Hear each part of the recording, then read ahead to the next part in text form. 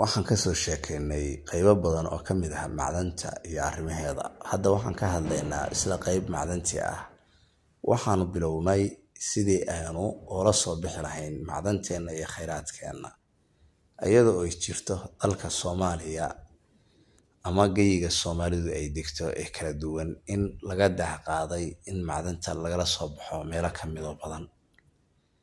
Haddaan talada halkaa ku sii rogrogo, waxaan maanta ku jirnaa ama caaway xilliga ay ku tahay qof walbo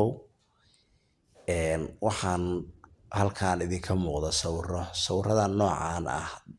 Dahabka noocaan marka loo baarayo afka qalaad waxa lagu yiraahdaa gold band, afka Soomaaligana waxa lagu yiraahdaa shaqshaq.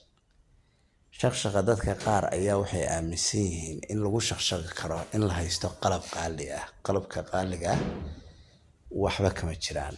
Adigoo qalab qaali haysta iyo adigoo qalab qaali haysan labadaba waxbaad baaran kartaa.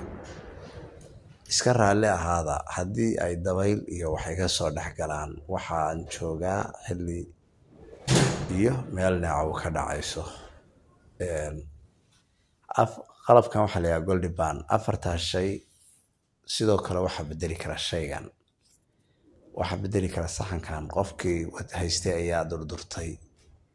Sidoo kale kanina waa mid caaga oo loogu talagalay. Sidoo kale qalabkan halka waxa kaaga muuqda shaqshaq.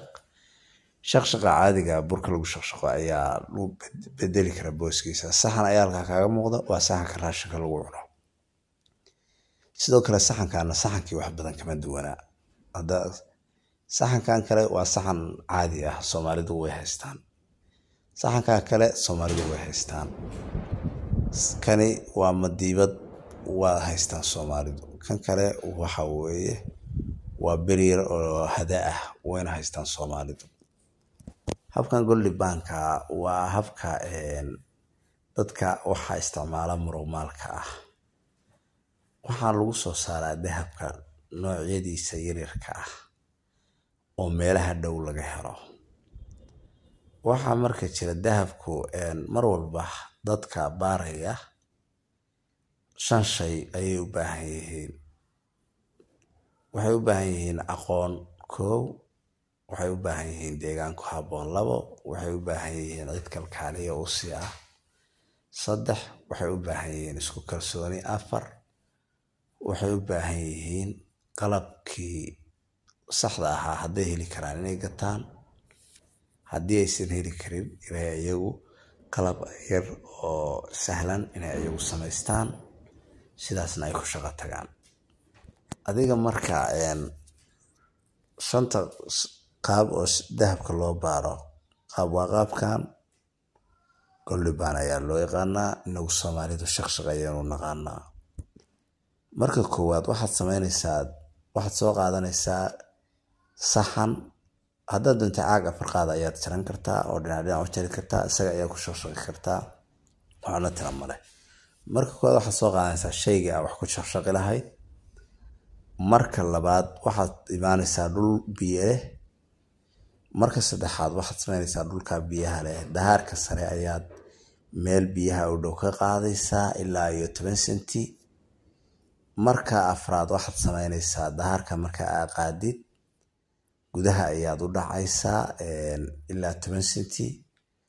Marka shanaad waxaad samaynaysaa inaad hadii lahayd mayo juwaan aad haysatid yar ciid ilaa haaf ayaad ku shubanaysaa. Marka lixaad ciidii ayaad waxaad la tagaysaa biyaha qarqarkooda ama biyaha jambigooda ama biyaha geeskooda. Marka toddobaad ayaad waxaad u baahan doontaa in aad saxan yar ama shay yar oo caag aad soo diyaarsatay oo sida saxanka u samaysan ciidii in kamid ku ridid kadibna biyaha aad ku dhex shaqshaqdid. Mar walba waxa soo haraya wixii bir ah, mar walba iyo wixii waxa soo haraya dahab ah. Marka uu ku soo haro madowga waa bir iyo maar buu isugu jiraa. Calaamada jaalaha ahi waa calaamad ka sii adag. Dahabku waa maadada ugu culus oo la isticmaalo. Xilliga ayaa waxaad samayn doontaa si kala saari doontaa. Waxaanad ka heli doontaa xaqiiqada dhabta halka ah. marka waad fahantay ku soo dhawow barteenaan sheekada halka qaybta dambe